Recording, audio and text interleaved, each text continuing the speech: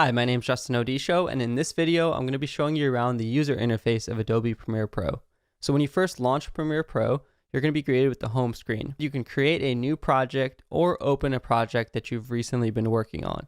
In this case, let's click Create New Project. Here, you can choose a name for your project and also where to save it. You also have some other general settings you can adjust, but I'm going to leave everything as it is by default. Once you press OK, you'll be launched into the Adobe Premiere Pro interface. And from here, we have a few main sections to look at. But to really make sense of what these are all for, let's actually import some footage into our project so we can see what everything's doing.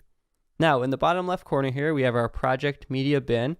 And this is where we can import all of the footage and clips or graphics that we have. So there's many different ways that you can import. One easy one is just by dragging things in. So if I have a folder of clips on my desktop, I can simply highlight, drag and drop those clips in.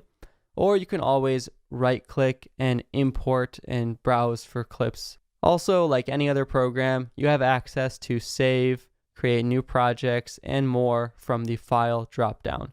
But from here, you see this is the project media bin. This is where we can organize and check out everything we're working with. It's sort of like our artist palette.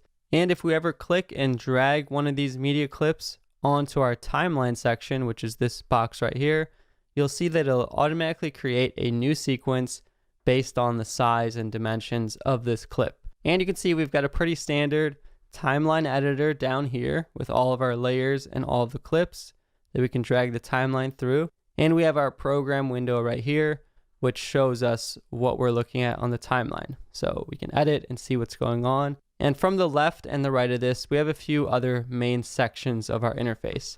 So if I have a clip highlighted, you'll see on the left-hand side box here, we have a few different windows. One of the main ones is the Effect Controls panel.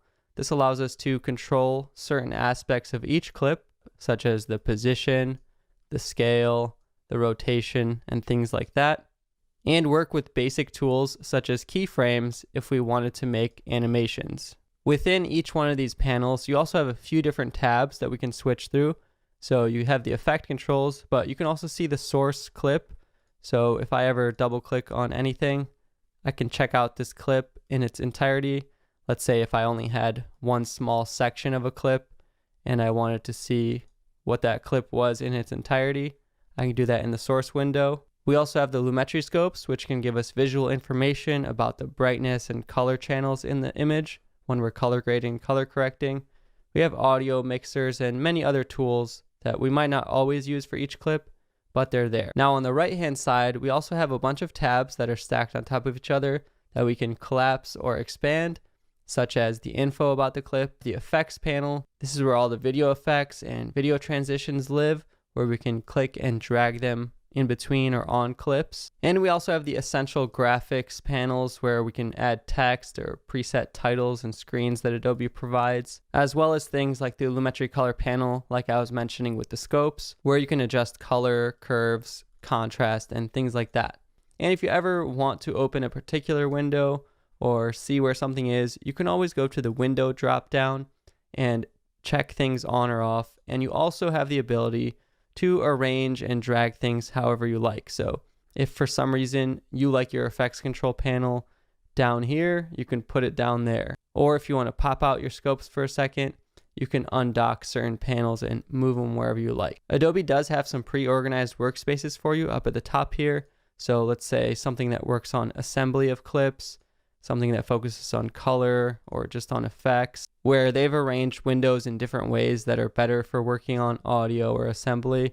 However, me personally, I always just like working mostly with the default workspace. So you can always go to Window, Workspace, All Panels, and Window, Workspace, Reset to Saved Layout, and you can get back to your saved layout and maybe adjust certain windows how you like. So that's a basic introduction to the interface of Adobe Premiere Pro.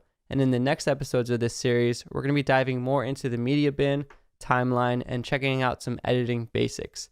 Thank you so much for watching, and I'll see you in the next episode.